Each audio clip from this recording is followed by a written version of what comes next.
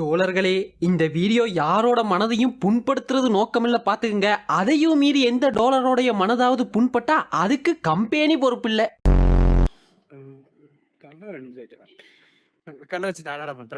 தமிழ் சினிமாவுக்கு என்ன கேட்டா அத வேற ஞாபகப்படுத்திட்டீங்க.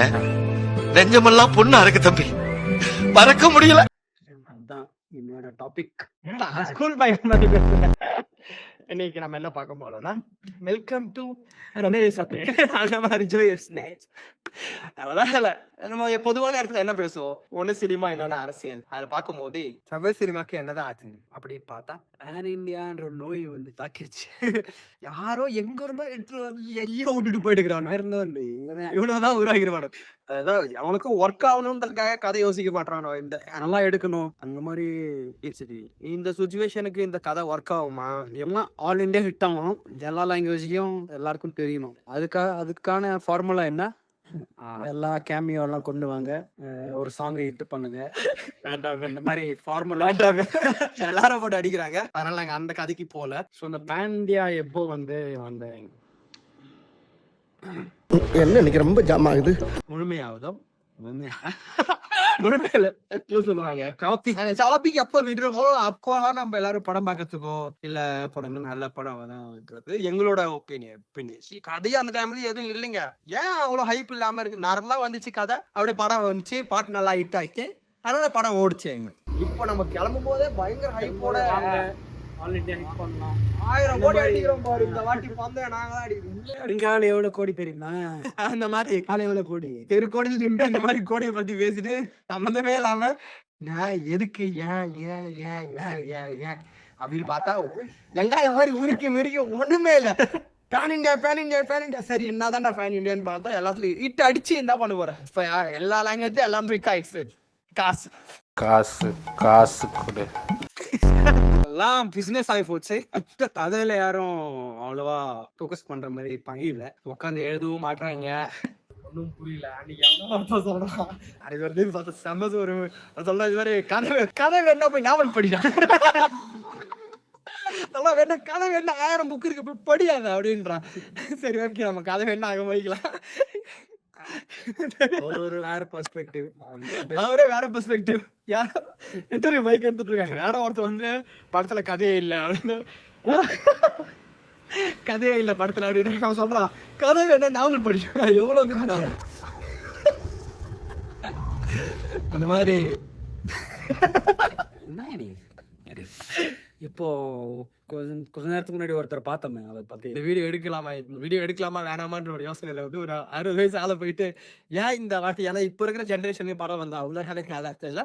அதனால ஒரு 60 வயசு ஆள புடிச்சோம், இங்க வாங்க அங்கிள் கூப்பிட்டு இந்த இப்ப இருக்கிற படங்கள் வந்து கொஞ்சம் நல்லா இருக்கிறது இல்லை, அங்கிள் நல்லா இருக்குங்களா நல்லா இல்லையான்னு அவரை கேட்டான். அவரு எப்படி இருக்கு தமிழ் சினிமா இப்போ அப்படின்னு கேட்டான். ஒரே வார்த்தையில கதை இருக்கா இப்போ அப்படின்னு கேட்கிறாரு. பாட்டெல்லாம் என்னங்க பாட்டு, அதெல்லாம் ஒரு கேட்ட ஒவ்வொரு கேள்வி எனக்கு செருப்பால் அடிச்ச மாதிரி இருந்துச்சு. அது மாதிரிதான் இருந்துச்சு. செருப்பா மாதிரி இல்ல, செருப்பு தான். அந்த மாதிரி அவரு ரொம்ப மனசு நிறுத்தி பேசுறாரு. பாவம், ஒரு பயங்கரமான நிறுத்தா இந்த இன்னும் யோசிக்க வைக்குது. ஏதோ சம்திங் மிஸ் ஆகுது, ஏதோ மிஸ்டேக் அல்ல, ஏதோ ப்ராப்ளம் இருக்கு. அது ஃபர்ஸ்ட் ஒத்துக்கலாமா, சரி பண்றதுக்கு செக்ஷன். அந்த இன்டென்ஷன் தான் படத்தோட, படம் நல்ல படம் எடுக்கலாம் அப்படின்னு ஒரு இன்டென்ஷன்ல ஆரம்பிக்கும் போதே ஹிட் ஆகணும், இத்தனை பேருக்கு இதை சம்பாரிச்சு கொடுத்துடணும் அப்படின்னு ஒரு இன்டென்ஷன்ல ஸ்டார்ட் பண்ணா எனக்கு தெரிஞ்சு அது ஸோ அவங்கள்ட்ட இருக்கிற தப்பு நம்ம சரி பண்ண முடியாது.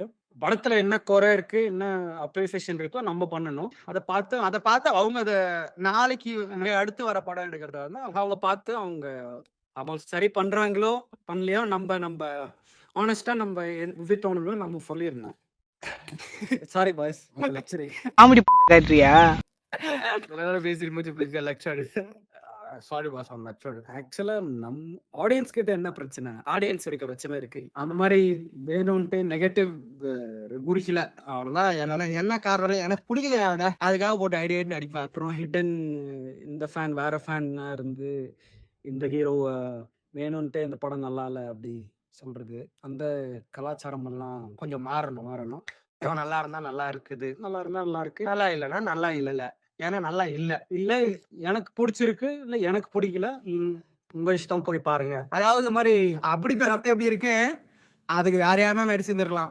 அதுக்கு இவரு எதனா போட்டு வந்திருக்கலாம். இல்ல அந்த மாதிரி பேசுறது ரஜினி இது நான் ஸ்கூலில வந்து சிவகாசியில கூட்டு நடிச்சிருக்காங்க. எனக்கு அதை கேட்ட உடனே மனசுல வந்து அருமையா அழுகை வந்து கொட்ட ஆரம்பிச்சிருச்சு. என்னடா இது எல்லா டைம்ல வந்து நம்ம வந்து அடிக்கிறதையே குறியா இருக்கா? நீ எவனா ஒருத்தன் இந்த வாரத்துல எவனா ஒருத்தன் மாட்டிட மாட்டானா? வா வா வா உள்ள வா அலைய பேஷண்ட் அனுப்பிச்சு புதுசா வந்த கங்காரன் உள்ள கூப்பிடுங்கன்னு சொல்லிட்டு அவனை போட்டு அடிக்கிறது. மாட்டி சொல்ல கூலி தெரியும். அதோட பத்தி பேச நம்ம அதை பத்தி பேச நம்ம அதை பத்தி பேச மாட்டோம். அதுல ஒரு அஜெண்டா இருக்கு.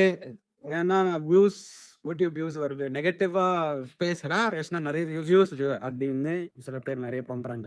இதோட விரோஷனல் கெயின்காக படம் நல்லா இல்லை அப்படின்னு சொல்றது இவரோட பர்சனல் சம்பாதியத்துக்காக வந்து அவர் வந்து ஒரு 500 கோடி படத்தை வந்து ரொம்ப சர்வசாதாரணமா வேற எவனா நடிச்சிட்டு போயிருக்கலாம். இது ரொம்ப கேவலமா இருக்கு, கேவலமா மீட்டின்னு இப்போ அதனால அவனுக்கு எல்லாம் ஆனஸ்டா தோணுதுன்னு சொல்லுங்க. அது இது ரைட்டு.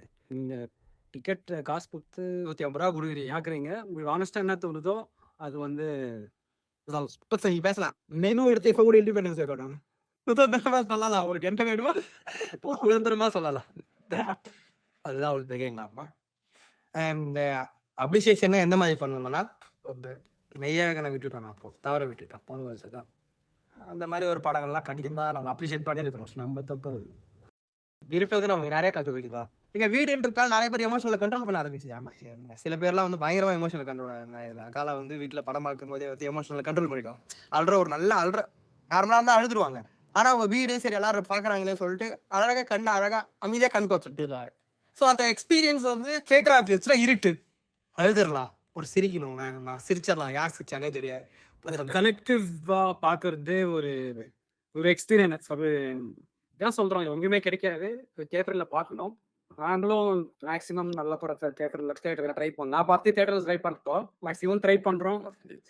நீங்க சொல்லலாம், எல்லாருக்கும் சுச்சுவேஷன்ஸ் இருக்கு. பார்க்க திடீர்னு தியேட்டர்ல போய் பார்க்க சில பேர் இருந்த அளவுக்கு ஒரு எல்லாமே நம்ம கையில தான் இருக்குதுன்றது வந்து எப்பயுமே எல்லாரும் யோசிக்கணும், தெரிஞ்சுக்கணும். அதுதான் ஒரு நல்ல படத்தை வந்து அடிக்கிறதும் காப்பாத்துறதும் நம்ம கையில இருக்கு.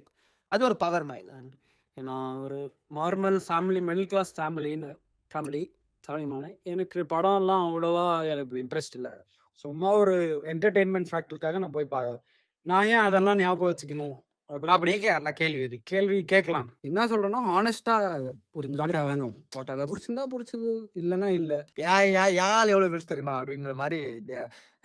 அதெல்லாம் உங்களுக்கு தேவை இருக்கான்னு தெரியல. அதை பத்தி தெரிஞ்சுக்கிறதெல்லாம் அவ்வளவு தேவை இருக்கு, தேவையில்ல. அதான் தேவையில்ல, அதான் நல்லா இருக்கா இல்லையா, அதை என்டர்டெயின் பண்ணுச்சா. ஏன்னா அதெல்லாம் ப்ரொடியூசரோட தலைவலி. அது ஏதோ கட்டாமலே கூட வந்து நான் ரைடு போச்சு. அது கொஞ்ச நாள் நியூஸா வேற போகும், ஜாலியா இருக்கும். சில பேருக்கு அது வந்து ஊருகா மாதிரி. சாப்பாடு சாப்பிடும் போது நியூஸ்ல ஊருகா வரல, பத்தியா இவ்வளவு படம் வந்து இவ்வளவு கோர்த்து எடுத்தானா வந்துச்சா இல்லையா. நம்ம அந்த பாயிண்ட்டுக்கு எப்பவே போக தேவையில்ல. கதை படம் வந்துச்சா வரலையா, ஒட்காச்சா அந்த மாதிரி ஆண்டவர் அதே படம் நிறைய படம் இப்பெல்லாம் விட்டுறோடே இல்லை, எனக்கே இல்லை. அந்த சிவம் ஏறாம் அப்படின்னு இப்ப தமிழ் சினிமால வந்து எஜுகேஷன் வைஸ்ல தமிழ் சினிமாவை எஜுகேஷனா பாத்தீங்கன்னா, நீங்க வந்து இந்த படம் எல்லாம் பாத்துட்டு வந்துச்சுன்னா சினிமாவுக்கு போகணும், மெரக்டர் ஆகணும் அப்படின்னாலே கமல் ஆண்டவர் படத்தை பார்க்கும். அந்த டைம்ல ஃபிளாப் ஆன படத்தை தான் பார்க்கணும். எந்தெந்த படம்லாம் கமல் அந்த டைம்ல ஃபிளாப் ஆயிருக்கோ ஆண்டவர், அதெல்லாம் நீங்க போய் பாத்தீங்கன்னா உங்களுக்கு ஒரு பெரிய படம் பண்ணணும்னு உங்களுக்கு தெரிஞ்சிடும். நல்ல படத்தை பத்தி நிறைய பேசலாம். அப்பதான் எதெல்லாம் நல்ல படம்ன்றது மக்கள் காதுல விழும்.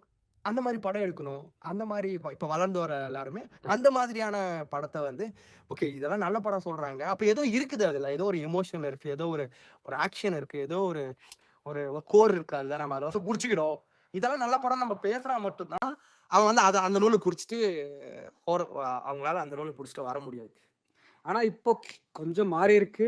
நம்ம நிறைய மாறணும், கொஞ்சம் மாறி இருக்கு. ஏன்னா இப்போ நம்ம வரிசையா பார்த்தோம்னா டாப் ஸ்டார் ஃபிலிம்ஸ் எல்லாம் அவ்வளோ ஹிட் ஆகல. ஆமா, யாருமே தெரியாது, மூஞ்சி தெரியாது. ஃபர்ஸ்ட் எல்லாம் வந்து என் தலைவனுக்காக பார்க்கலாம், அப்படியே ஹிட் ஆயிடும். கதை இல்லைனாலும், சிங்கல் பே இல்லைனாலும் ஹிட் ஆயிடும். பார்த்தனா இப்போ அந்த மாதிரி ஏமாற்ற முடியாது. அந்த மாதிரி இப்போ ஏமாற்றவே முடியாது. ஏன்னா நம்ம ஆளுங்க ஒரு ஷேடு கொடுத்து ஒரு கதை சொன்னாங்கன்னா நம்மள மாதிரி எங்களை மாதிரி ஒரு 4-5 பேர் இருக்காங்க. பின்னாடி இன்னும் வேற ஒரு ஷேடு சொல்லாத காசு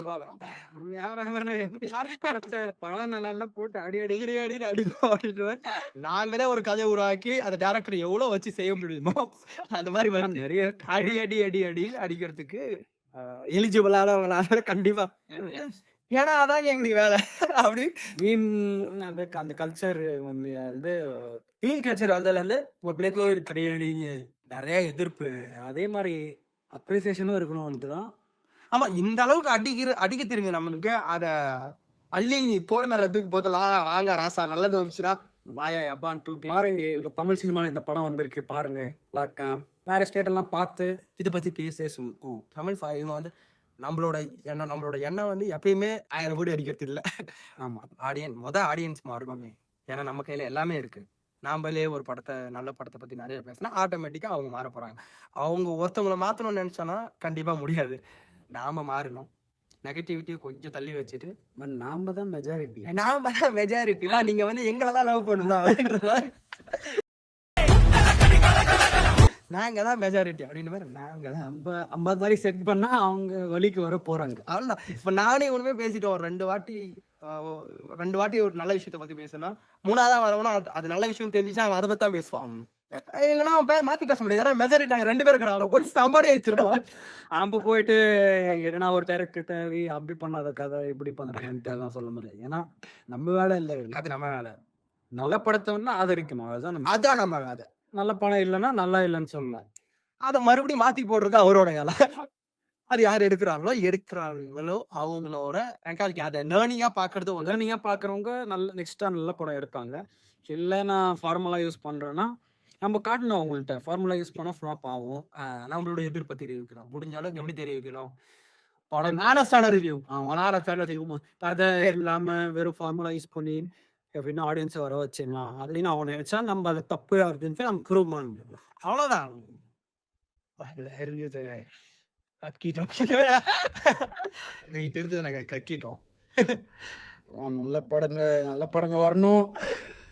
எல்லாம் அடுத்து ஒரு வருங்கால டேரக்டர்ஸ் எல்லாருக்கும் அடுத்து வந்து நம்ம வீடியோ போடும்போது வேற மாதிரி பேசுவோம். படம் நல்லா போடணும். குத்தி சொருவுதுங்க படம். அதே அந்த மாதிரி படம் வரணும். பார்க்கலாம் தமிழ் சினிமா. அவ்வளோதான்.